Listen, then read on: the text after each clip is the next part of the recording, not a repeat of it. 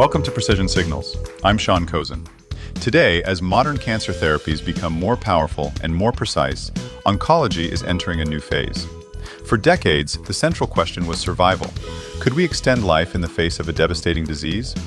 Increasingly, that question is evolving. As patients live longer, sometimes many years beyond diagnosis, we are also learning to live with the biology these therapies unleash. Immune checkpoint inhibitors are a leading example. By activating the immune system to recognize and attack tumors, these therapies have transformed outcomes across multiple cancers. But turning the immune system into a therapeutic weapon also introduces something new. The same immune activation that makes these drugs effective can sometimes trigger immune-related adverse events, complex inflammatory conditions that can affect nearly any organ system, from the thyroid and endocrine glands to the skin, heart, and nervous system. Understanding and managing these toxicities has become one of the most important emerging fields in oncology. In this episode, I'm joined by Dr. Afreen Shariff, an endocrinologist at Duke, whose work focuses on endocrine complications of cancer immunotherapy and who has helped shape the clinical understanding of immune-related endocrine toxicities, and Jon McDunn, president of Project DataSphere, the data science initiative of the CEO Roundtable on Cancer. Together, we explore how medicine is adapting to these changes. How do clinicians triage complex immune-related side effects? Why do clinical trial reporting systems sometimes fail to capture what physicians actually see at the bedside? And how might data science and AI help close the gap between clinical trials and real-world care? We also discuss the evolution of one of the most ambitious collaborative efforts to understand these events, the Project DataSphere Immune-Related Adverse Events Program, launched in 2017 in collaboration with the FDA Oncology Center of Excellence to systematically characterize immune toxicities associated with immunotherapy. Let's step into the conversation and trace the signal beneath the noise.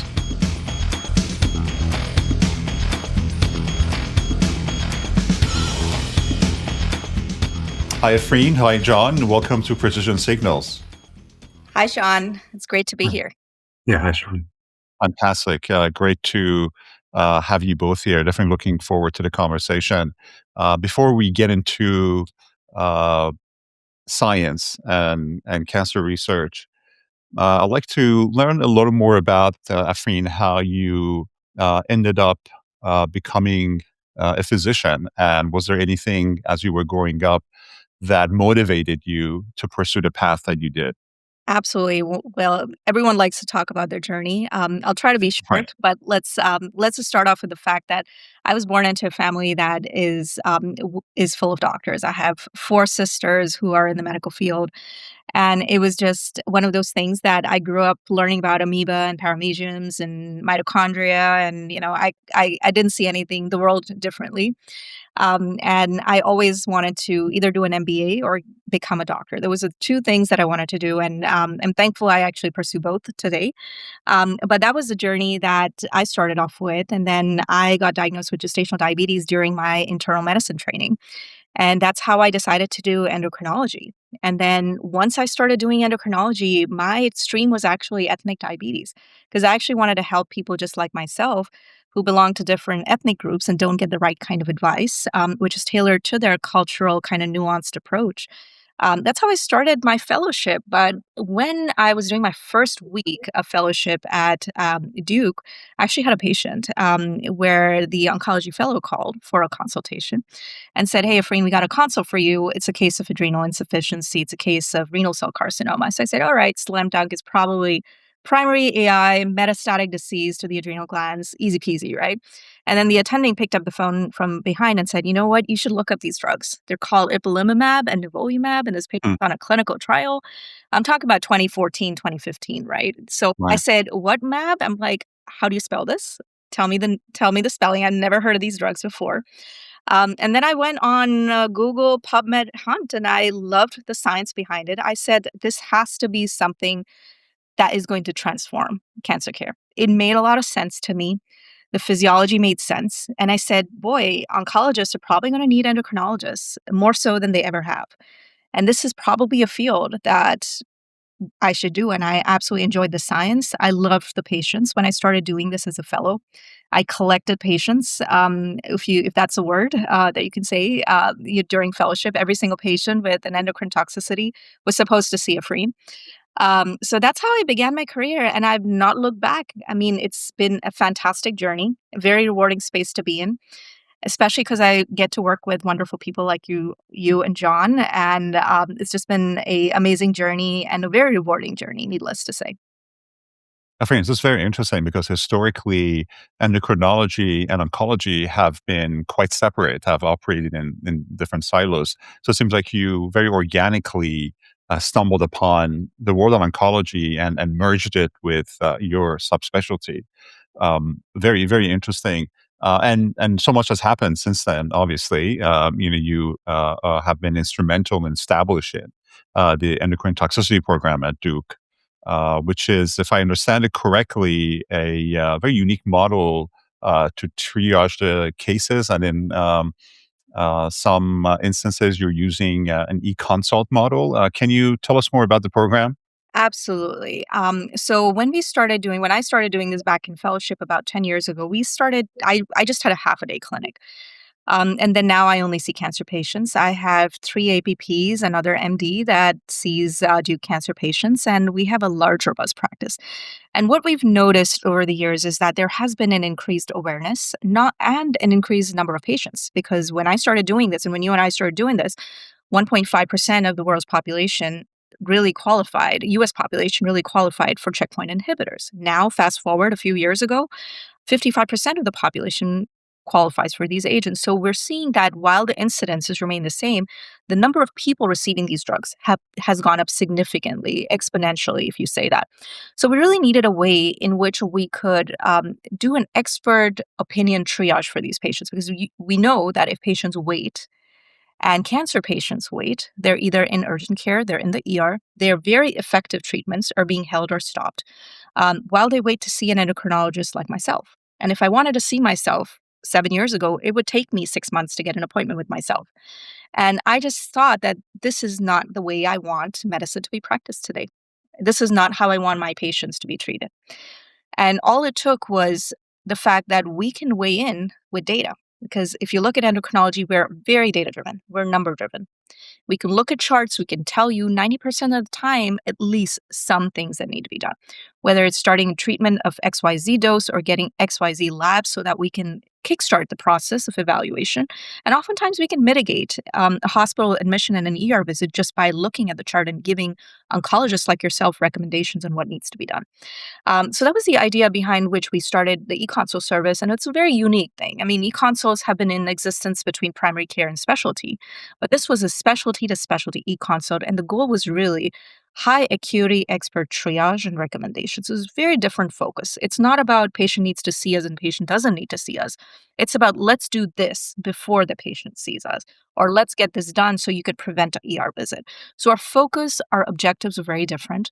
And in the first year that we launched, we were able to actually lower hospitalizations for endocrine toxicities by close to 80%, which is huge. And it makes a lot of sense. I mean, we all know that if you have a phone a friend endocrinologist or a cardiologist, they can oftentimes steer the decision of the oncology team one way or the other and actually prevent someone from being sent to the ER because the oncology team perhaps um, is not comfortable ordering certain tests or ordering certain nibs. So it's almost like a safety net for oncologists. So we've been successful. We've done over, I think, close to about 700 e-consults over the years. And now we not only just do e-consults for immune checkpoint induced toxicities, we do it for every endocrine issue in a can. And when was the program established? So we started doing this in the heat of COVID. It was 2020. Right. Interesting. And is it confined to the Duke ecosystem? And if so, are there plans to expand beyond your ecosystem? Yeah, so right now it is within within the ecosystem of Duke, if you want to call it. And when I said I wanted to pursue business and medicine Mhm. together, I wasn't taking that lightly. The little girl who thought she wanted to do business and medicine really was a spark inside me because everywhere I went, everywhere I gave a talk, everyone had the same concerns. How can we access people like you? right? How can we get people to see endocrinologists, to see cardiologists? We're managing so much. And I always tell my oncology colleagues, you guys need to be paid twice of what you get, because you're managing an endocrine issue, a cardiac issue, a rheumatic issue, all in patients, and are still getting paid to do the job of an oncologist. I mean, it's a lot. So that was the idea behind which a couple years ago I really embarked, and Jon is very privy to these thoughts because I think I had one of my first discussions with Jon a few years ago about this, about starting my own company, and it's called Citrus Oncology. And it's really based on the principles that where a patient lives and where they and the type of cancer, the type of toxicity they are should never dictate the kind of care that they receive for their side effects. And we do everything, all side effects in cancer patients. And it's about providing access, expert opinions. And now we're into AI triaging as well, which really Mm. helps get upskill oncology teams, because the biggest barriers we see are two. One is triage and expert triage, and the other thing is access to care. And these are the biggest bottlenecks where our patients are really suffering. And I really want to change the narrative around side effects for patients, because I don't want a patient to walk away from an effective cancer treatment because they have diabetes, because they have a pre existing heart condition, or their clinical trial tells them that this heart condition is going to get worse. These are issues that we can deal with when they are 6 feet above the ground. And that's what matters, right? So they need to get their cancer treatment. And our goal as specialty physicians and support systems for oncology is to provide that safety net so that oncologists do what they do best. And we're providing a safety net around them and their patients so that they can continue very effective cancer treatments in the safest possible manner. And that's the goal of what we try to do. Expert triage or AI driven triage, which upskills oncology teams so that they can understand what is the problem, who's the specialist, when to refer. And then we have a network of specialty physicians, a national network of specialty physicians in 8 different specialties that provide access to care. And we give access about 100% of our e-consults are done within 48 hours. And 90% of our visits are completed within 7 days. So that's the kind of thing that we've developed because we can't tell patients we're working in the ivory towers of medicine. I'm sorry, you're getting care in community settings where 85% cancer patients get their care. Right. We can't tell them that this is 2026 now. We should do better. Wow, this is remarkable. And given the numbers that you cite in terms of reduction in hospital admissions, I'm sure the payers are paying attention. Is that the business model for the company that have payers shown interest? And if so, are they reimbursing the clinicians? Yeah, we would hope that it would be one of those things that's what we're hoping for. We're working towards the goal that we get payer buy-in. As you know, payers do require a lot of data before they Mhm. say we're ready to work with you, and that's kind of the stage that we're in right now. But we are in community cancer centers. We are working with large university health organizations as well to develop our AI triage to tailor it to their kind of focus and their workflows.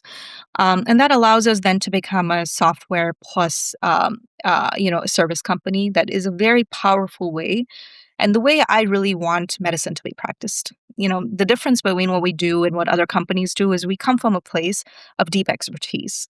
We have people with boots on the ground really seeing these patients every single day and saying that something has to change.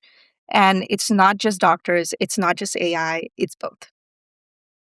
Right. And I'm sure you're collecting a lot of interesting data. Have you published the experience of the company? Not yet. We are in the process of kind of pulling in all the data and closing down on some of our pilots and starting new ones as well. So 2026 should be a very exciting year for us. You'll probably hear a lot more announcements coming through, but we're really excited and thrilled. As you know, the sales cycle in healthcare is huge because we run on trust and it takes time Right. to build that. Absolutely. That's just remarkable. Jon, well, as the CEO of the CEO Antibody Cancer, I know you quite well, but our audience may not. You're the president of Project DataSphere, which is an independent subsidiary of the CEO Roundtable. So tell us a little bit about yourself and how did you go from systems biology and molecular biology to data science and Project DataSphere? Yeah, absolutely. And thanks for having me. It's great to be in conversation with Afreen and you about this topic. Um, I was raised my folks and my dad's parents as well. And so my grandfather had gone to school for chemistry, um, and I'm a chemist by training. He went to North Dakota, University of North Dakota now, used to be the mining and agriculture school, and then went and started his career, and the depression happened, and he needed to go home and help his family run the farm. And so he always had this aspiration of knowing more chemistry than he did. Um, and he had wanted to pursue advanced training. And so when I was very small, he started talking to me about chemistry and the state of the field from when he was an undergraduate, which was the beginning of quantum mechanics and how it was really going to change chemistry. And he said, if you could just explain this to me, he would be a happy guy. And so having that in my head from before I was 10 years old got me to really pursue chemistry as an undergraduate. And um, his wife, my grandmother, had type 2 diabetes, and they were from rural Minnesota outside of Fargo. And they would go to the Mayo Clinic for her to get treatment. And this was the other major influence on why I wanted to do chemistry in the context of patient care and human health. Um, and so I did my undergraduate in chemistry, and then I went to work for a startup company that was part of the genomics revolution. But I've had my own companies in this space as well. And now, about 6 years ago, I had this opportunity to come to Project DataSphere and learn um, about how clinical evidence is generated during development of new medicines. In the early days of immune checkpoint inhibitors, I was at the FDA, so I had a close view of the data that was coming in. And I also was seeing patients at the NCI. And the clinical part was quite ambiguous. And these clinical presentations were rather complex. Say a patient on an immune checkpoint inhibitor coming in with fatigue and a high TSH. At the time, we didn't really have a robust heuristic for these events. So the question now is, do you think that we have a strong framework today? Are clinicians more informed, and do they know what to do when they see these rather ambiguous and complicated adverse events? I think we've definitely come a long way.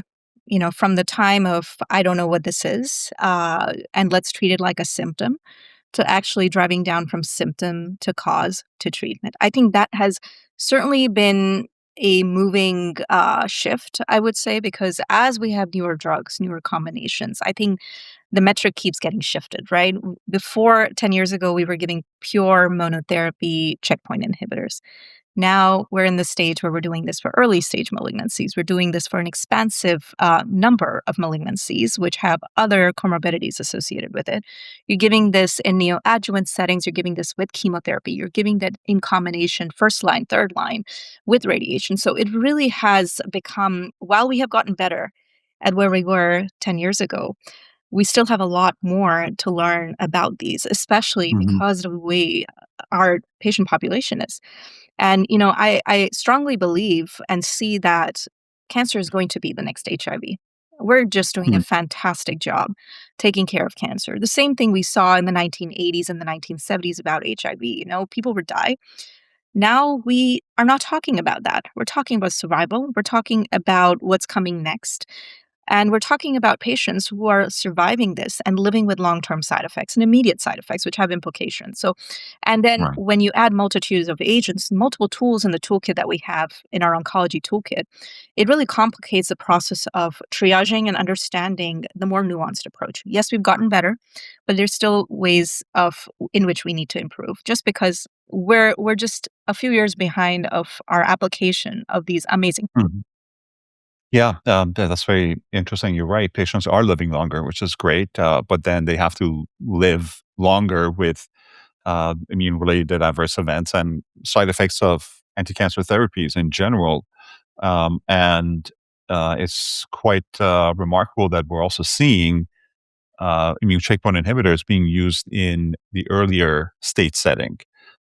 We have adjuvant and neoadjuvant therapies now with immune checkpoint inhibitors. Has that changed how you approach the adverse events? And are the profile of adverse events in the earlier setting different? Do they present differently than in later stages? Um, I think the appetite for, I don't think it is different from patient to patient, but I think the appetite for discussion is certainly different because I think the consideration for a metastatic advanced disease getting on combination checkpoints, split chemotherapy is very different because you're looking at Hmm. a very short, acute kind of Sure. improvement in lifespan, right? You're thinking about quality of life, that discussion comes much later, right? Right. If they survive that, then we can have that discussion, right? So it really is nuanced based on or dependent based on who's sitting in front of you. Now, if you're talking about a young 35-year-old patient with early stage malignancy, the weight swings heavier towards adverse events and the discussion and the balance of what if I get this? How long am I going to live without the treatment? How long am I going to live with side effect if I get the treatment? I think those discussions are happening today in oncology clinics, and unfortunately, we do not have enough data or information at a population level that can assist the oncologist in saying risk benefit. This is what your likelihood of Hmm. X is going to be, and this is how we're going to manage it, or this is the implication of this. So I think it's really depending on who's sitting in front of you. I don't think the risk profile changes. I think the focus on outcomes is very different when you're talking early stage versus late stage metastatic malignant failed 3 lines of treatment. Right. So the pathophysiology is the same. It's the risk benefit evaluation that might be different. Do you think regulatory authorities are doing a good job adjusting for that risk benefit balance in the earliest stage setting and informing clinicians and patients on how to have those discussions and monitor and titrate therapy? I think it really goes back to exactly why we really created a consensus, right? Because there's such underreporting of Right. this in clinical trials. Poor reporting, underreporting, ineffective reporting. Let's just call it all together in one bucket of ineffective reporting, right? So that really underscores the fact that there is a need for a common language that all of us speak, right? Because what is developed for clinical trial reporting is very different than how we clinically triage and bucket patients. And that truly has implications on decision making, right? So I think while they're making attempts on poor data, right? So really, we have a problem of clean, good data that is informative data rather than we're checking off a box the way we used to check off a box with chemotherapy patients, because this is a very different patient population we're talking about, right? So we can't be doing and triaging it as a symptom. I mean, if you look at the CTCAE guidelines, I'll speak from my world of endocrinology, right? We are the most probably data-driven specialty you can find. And thank God for numbers, right? We have labs. You can quack like a duck, you can walk like a duck, but if the numbers tell me you're not a duck, you're not a duck, right? That's how we work in endocrinology. So you take a highly data number-driven specialty, you remove all the numbers, and you call it mild hyperglycemia, moderate hyperglycemia. I don't know what mild and moderate hyperglycemia is. I don't treat people for mild and moderate hyperglycemia. I treat them based on their blood sugars, right? So that is the biggest issue that I have with the CTCAE guidelines, right? You're treating a patient. I have seen a multitude of patients with TSHs in the 150s and 145s and 160s with absolutely undetectable free T4 who come into my clinic and tell me, I don't know why I'm here. My oncologist sent me to see you. Hmm. Are they symptomatic? No. Are they grade 2? Are they grade 3? They're grade 4? I mean, all they need is a little push and they'll be in the hospital, right? So we're using symptomatic as a grading for CTCAE, which is where there's a huge disconnect between how we report these in clinical trials and what data we're getting from clinical trials. And now we're trying to apply this in real world settings. And that doesn't work because I can't make sense of the CTCAE guidelines, and neither can an oncologist, because people with Right. a blood sugar of 450, they're fatigued. They're losing weight. Is that a symptom of high blood sugars? Or is it their cancer? Or is it their chemotherapy plus their steroids or whatever else is going on, right? So I think we have these things, but it's just dysfunctional data. I'm going to call that Right. dysfunctional data. So it seems like we need to look back at CTCAE and some of the other standards we use in clinical trials and make them more mechanistic in a way. Um, you know, I remember, it occurred to me a few years ago looking at CTCAE, and I was thinking about, okay, let's say we have grade 2 hypothyroidism. And a lot of the classification is also based on replacement therapies, which gets very confusing. Completely ignores pathophysiology, whether it's destructive thyroiditis or central etiology. I don't know if that's important, but do you think it's important to reflect those in the standards that we use in clinical research? Absolutely. So let's take the example of thyroiditis, right? Since you brought that up. Now, if you look at clinical trials and the way they report it, hyperthyroidism is a phase of thyroiditis. It is not a disease, right? It is part of the spectrum of evolution of a autoimmune thyroid condition that occurs as a result of checkpoint inhibitors. You have a water balloon that's full of thyroid hormone, you hit it with a bazooka, you're going to spill out a ton of thyroid hormone, and then you're going to convert to hypothyroidism. So it is a phase, it is a part of thyroiditis.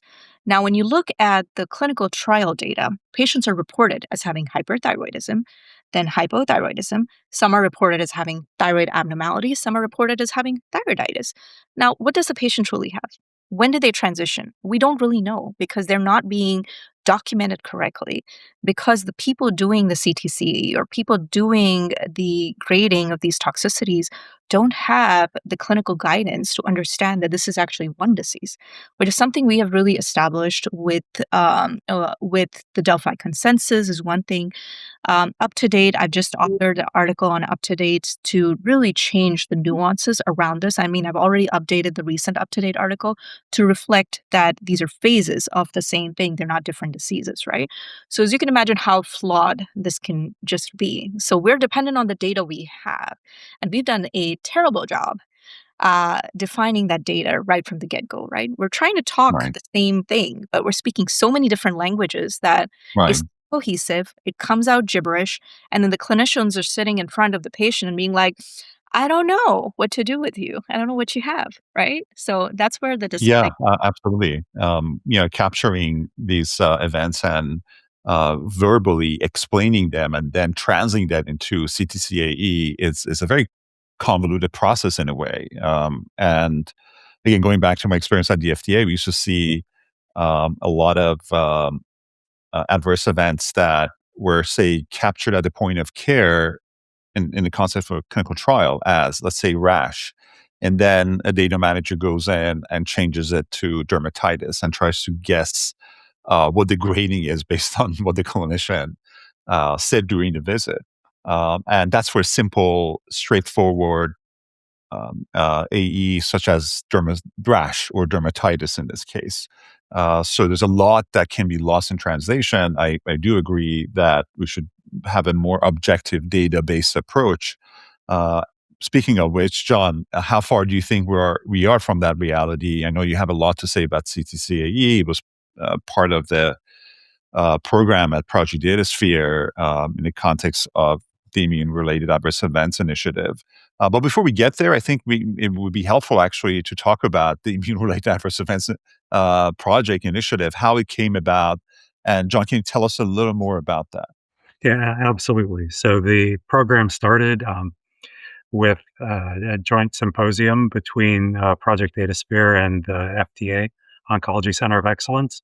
And we've held around a dozen of these over the last 10 years.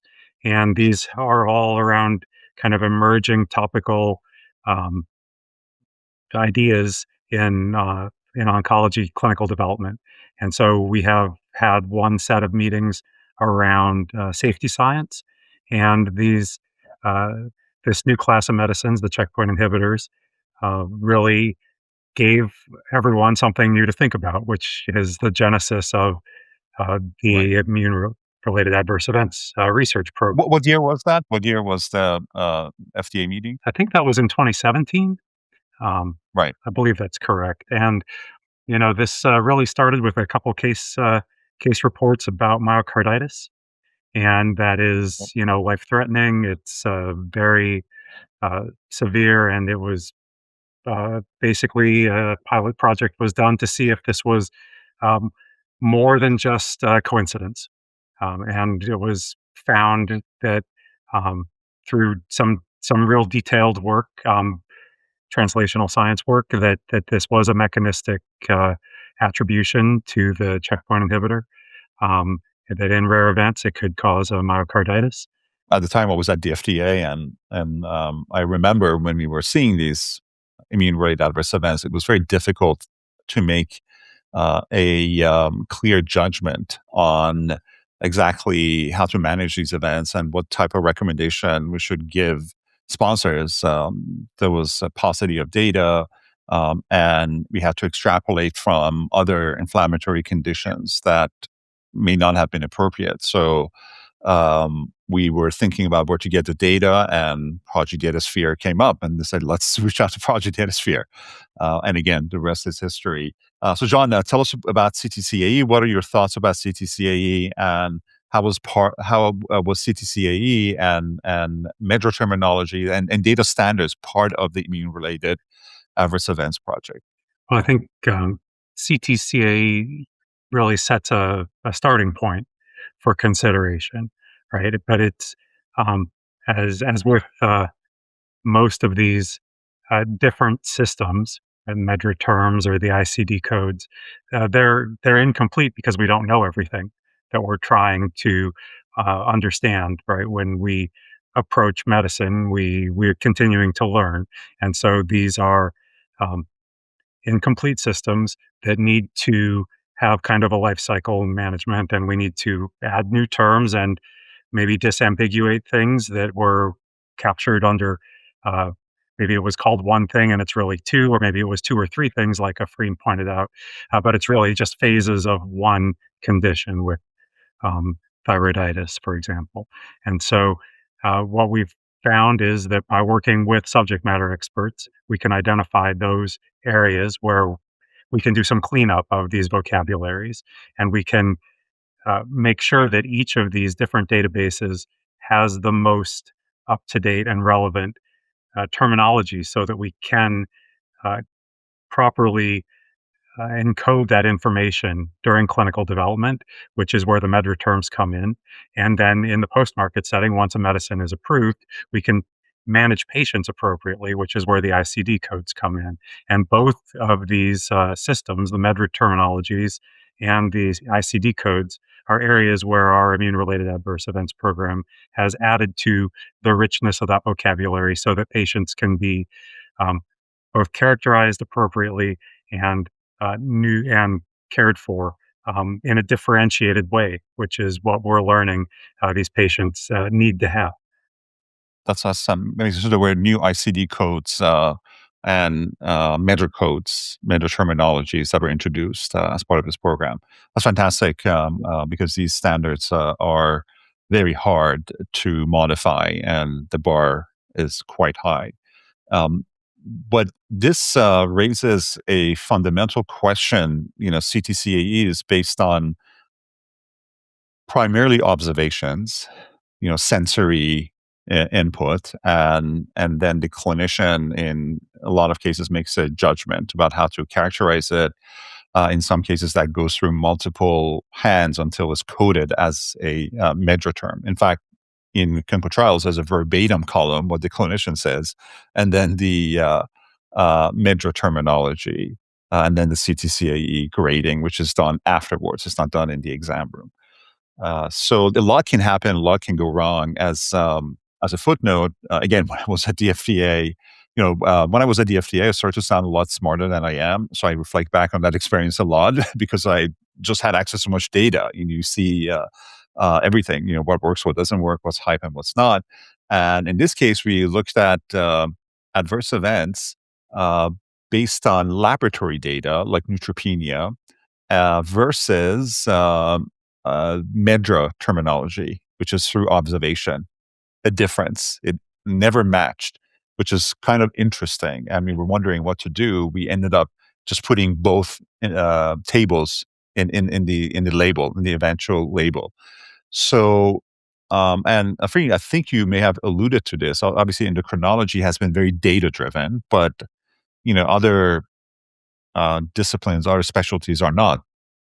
Dermatology, for example, we still characterize rashes based on human visual inspection, which is prone to error and clinicians' experience. So do you think we should treat CTCAE criteria or any adverse event, and we should move more towards the aspiration of having biomarkers for adverse events? If so, is that realistic, and are we moving in that direction? I think you mentioned it well, Sean. It really depends on the specialty and what you're dealing with, right? There are some things that are easy to do with data and some things that are not. And I think that's where a consensus expert opinion really matter. Body surface area, is it less than 10%? More than 10%, 10 to 30%. I think NCCN has a little more granularity and more specificity to how to triage these cases. But again, this is where there's a disconnect between the grading of the NCC and the CTCAE, and it's more clinical versus a reporting. And how do you merge the two? And you mentioned it that when we tried to do it observation versus pure clinical judgment, the mismatch was pretty obvious, right? And that's, I think, where expert opinion and really what matters to the clinician has to be the same thing that matters for clinical trials. Because I think what we are seeing is that there's a disconnect in clinical trial reporting and what's really relevant Mm. to a clinician who's sitting in front of the patient. I think we Right. are speaking different languages, but trying to communicate the same thing. So I think until these two streams merge, we are going to be always at a disconnect and a disadvantage when we're trying to translate clinical data to real world application, and say that these two things can talk to each other. Because the reality is the data was collected differently, reported differently. So, how do you take that and merge it to clinical care, where this is what is important to a patient? Clinical trial is a small bucket. Real world is a huge bucket of patients.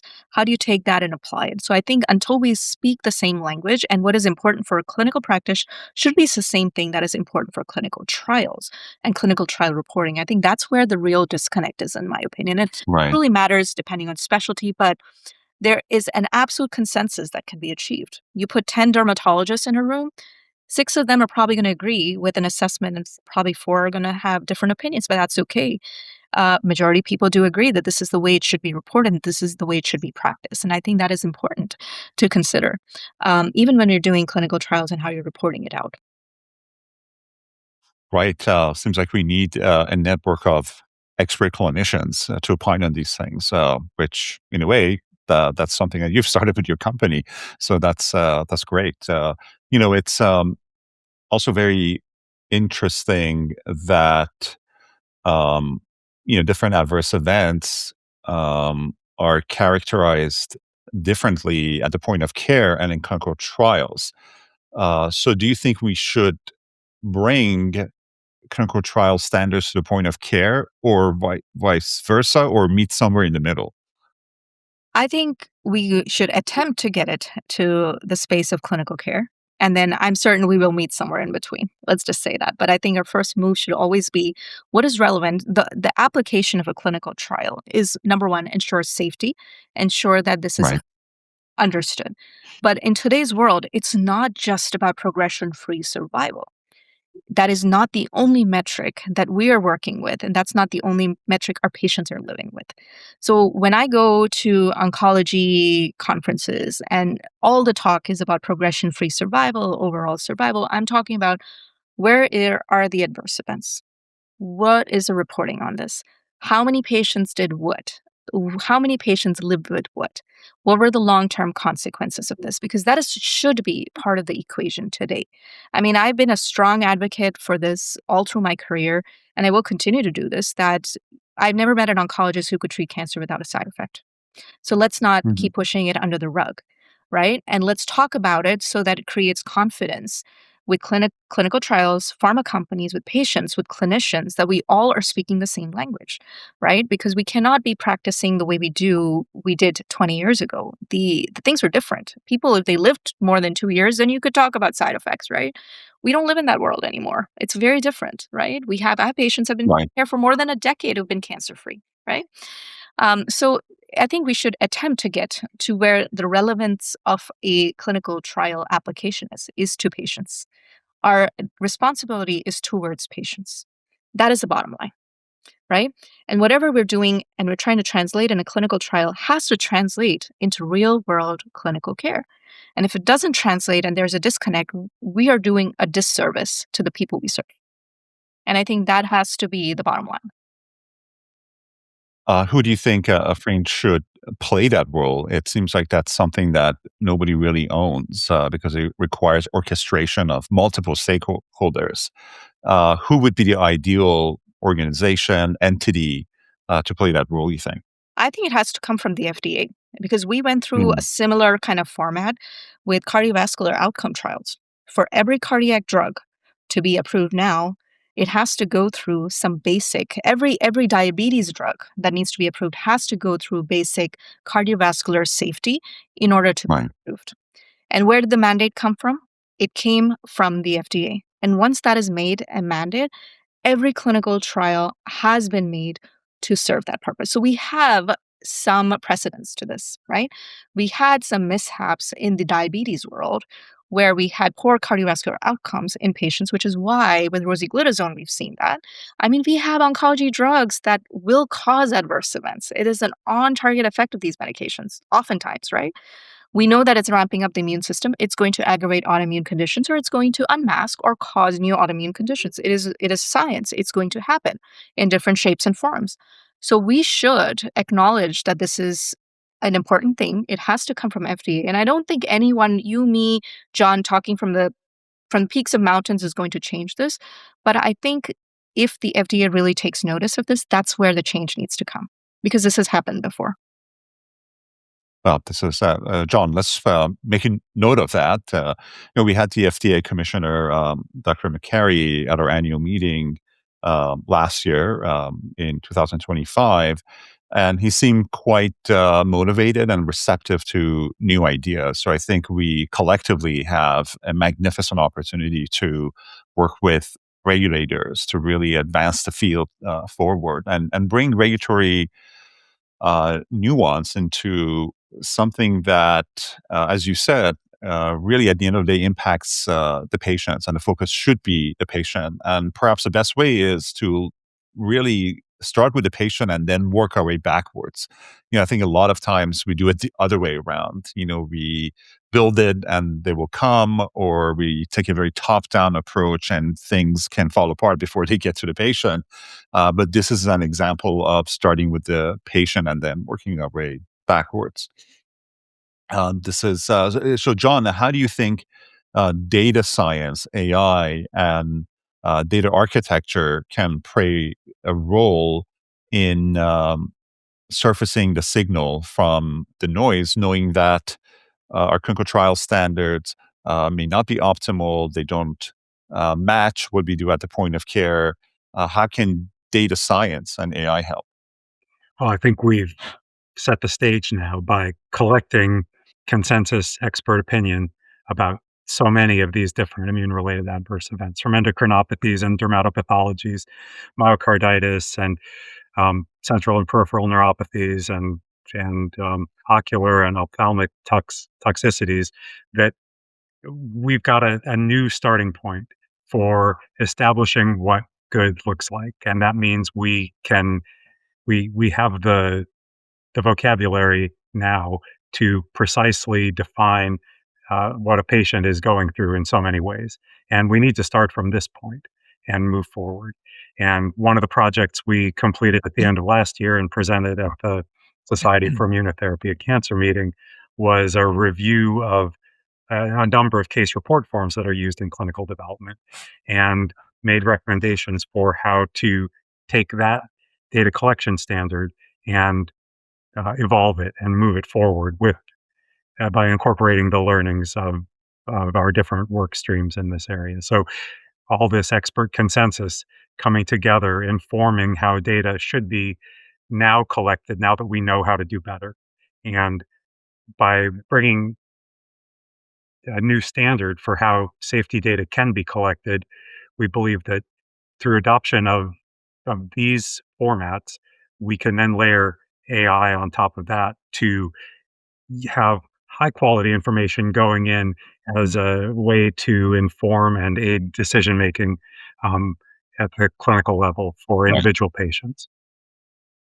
Yeah, the vocabulary is a starting point. Um, but a lot of times it seems like these standards sometimes have a hard time being deployed at the point of care. In clinical trials, we have more resources. We can have an army of supportive individuals, data managers that help the PI collect the data and harmonize it and standardize it. But at the point of care, you're seeing a lot of patients. So is it practical that now we have the architecture, the data framework, let's say, and the vocabulary, as John, you said it.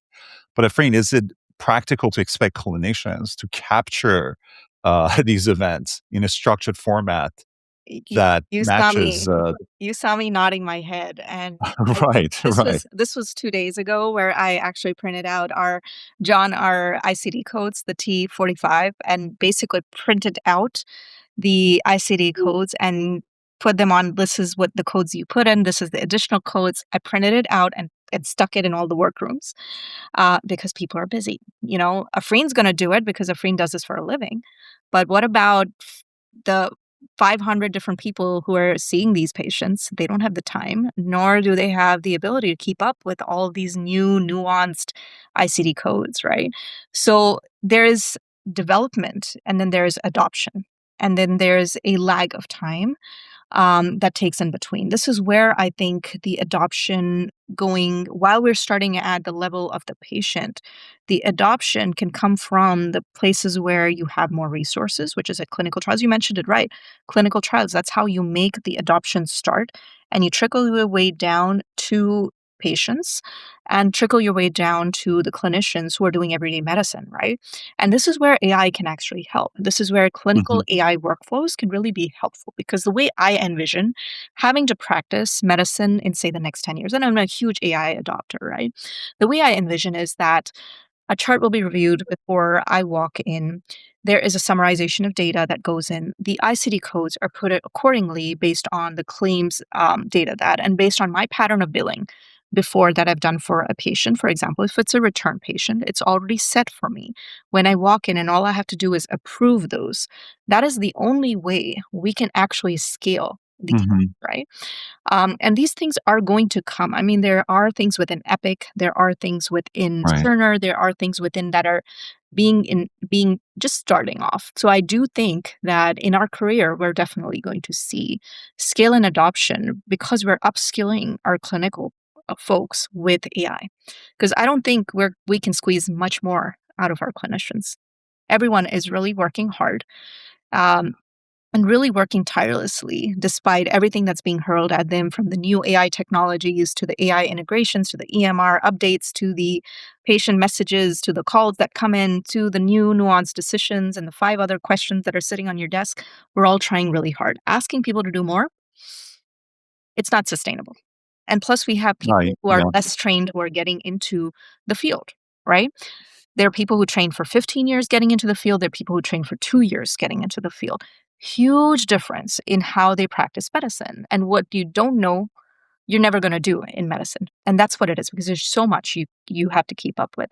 So I think AI is a way not just for the data part of it, right? I think AI is a way to upskill our clinical teams and really enhance their output by making them work less and taking away these clerical jobs that really do not require Mhm. me to spend my mind on. I say I didn't train 15 years or 20 years to do this. This is way beyond Right. what I should be doing, right? And I Yeah. refuse to do I'm this. so glad you brought that And up. I Yeah. think more and more clinicians should say that I refuse to work beneath my license. And I think that is important. And to be assertive in a nice way that these are not things that we should be doing. And this is where AI has the ability to scale our time. Are you using, say, ambient scribe in your practice? So we do have access to an ambient scribe, which I'm not going to mention the name of the company. However, I still choose to dictate my notes because I do not like my notes to be summarized to a very non-complex degree of recitation. And plus, I have a very highly structured way in which me and my team, all across the team, we have the same way in which we collect data. We have very structured notes. Every patient with AI on checkpoints is the same kind of data is collected. Follow-ups are easy. I see a patient, my APP see a patient, we follow the same notes. The problem with ambient listening is that it's a new note every time you see the patient, and it's hard to structure that data. In the sense that it's hard to go in and click and fix things because it's very verbatim and it's like a paragraph. And we like bulleted ones. So we had done an internal review to kind of figure out if ambient scribe has been helpful to us. Actually, a third of our division was like, no, we would like to stick to dictation. Wow. Because of these nuances. Now, in a busy primary care practice where the notes are very short, or in ER or in ophthalmology, I see the need. I think it does not have to be a one size fits all approach. And I never believe in that. Medicine and how we practice should be like a bread aisle.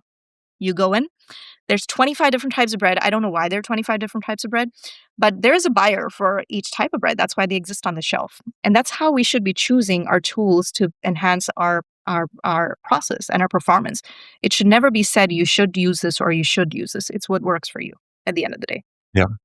This is important information, Afreen. So in a way, we need specialized AI. And right now, most AI tools are generalists, basically. Yeah. And that's kind of, the frustrations that I have in my practice, or I hear from my other folks who are in practice, is the reason why we developed Citrus, because Citrus is really a software model. I mean, there's software and there's care. So there's SaaS and care capabilities. And the SaaS part is really, truly goes deep into oncology care. Because the last thing I want is a patient being triaged as a symptom, because a symptom comes from a problem. So our AI tool actually goes really deep. So it connects the dots in a way that it takes into perspective what is the treatment, what is the comorbidities a patient has, what are they reporting, what should the questions be asked. It's almost like we have multiple different agents, AI agents, talking to each other, arguing over the patient's symptoms and spitting out that this is the likely problem. And this is why we've developed it to really upskill teams, because that is where we're failing, is we're asking busy folks to get all this data, collect all of this, multiple overstimulating streams of information, and making the most safe decisions for the patient. And it's just asking too much of our teams. This is fantastic. I have been waiting and longing for the day where physicians and clinicians become entrepreneurs, because what works and what doesn't. And I think traditionally in health tech, a lot of folks have developed solutions for problems that don't really exist, or they completely miss the bullseye. Electronic health records, frankly, are a great example of that. That was, for the lack of a better phrase, forcefully disseminated across the ecosystem. And the argument that a lot of folks make is that, well, it may not have really impacted clinical care, and may, in some cases, maybe during the transition to these electronic systems, may have compromised patient care and patient safety. But it's fantastic to see clinicians being entrepreneurial and stepping up to the plate. So having said that, so it seems like, you mentioned context in practicing medicine is very critical. So it's not you're never making a decision based on a snapshot of information. And Ambient Scribe, for example, they're capturing the conversation as a snapshot. But you base your dictation on what you already know about the patient. Your context window is much larger. So I'm assuming that in your company, Citrus, you're going deeper because you have access to all the data you're collecting, so you can apply a very broad context window. And it seems like you have an agentic workflow with different agents essentially competing with each other, which is quite ingenious. Reminds me of GAN, the early computer vision model, which was a competition between two neural networks. But without getting too technical, do you see an opportunity to tap into the EHR data for that context? And if so, are there barriers in accessing the data today? Absolutely. Actually, just today we were having this discussion. As you know, I have up married myself to a PhD in machine learning, and both of us are co-founders of the company. So our discussions are data science plus AI plus medicine together. So my chalkboard on my side is our kind of like boardroom meetings that we have every day. But to say the least, we just had this discussion today. The biggest barrier is cost because Hmm. we have built a huge firewall for integration into health systems, into I wouldn't say health systems. I would just say EMR systems because there's a cost associated to it. They have made it hard. And in my understanding of the situation right now, they're actually going to make it harder for other companies Hmm. to plug and play with their EMRs because it is a monopoly that they have right now on the system. They're going to want health systems to buy their products that may not do a good job and may not be developed to the depth that we're looking for, right? It may not be tailored to what the practice is looking for, but they are forced to buy it because they have made it hard for other tech companies to integrate within their EMR. So I think as the EMR companies are going to get stronger and stronger with their AI footprint, they're actually going to make this harder. They're going to give the ability to do it, but they're going to make the process extremely difficult so that they can continue the monopoly on applications because it adds fees to each of those applications, right? You want bells and whistles A, bells and whistles 2. You need this application, Right. that application. Right. The health system has to pay. The health system will never move away from the EMR system because their entire enterprise has been using that. So they're locked in into it. So the way I envision it, if I have a good understanding of the market, this is actually going to be a harder battle for tech companies to integrate for this particular purpose. Hopefully, I'm not right, but I do see that there is some reason for them to make this even pricier and even harder to integrate for their own benefit. Well, given the history of the EMR companies, they're very protective of their turf, and they feel like the data belongs to them, which is quite obtuse, to say the least. As part of the 21st Century Cures Act, which was enacted into law in 2016, there was an information blocking rule that wasn't enforced until very recently, which allows patient access to the data using Smart on Fire APIs. So I guess that's not enough to really expect the patient be consented, and then through the patient extracting the data, we should have institutional access to the data. Exactly, exactly. It makes it easier and more streamlined because from a operations perspective, as I was mentioning, we were literally having this discussion this morning.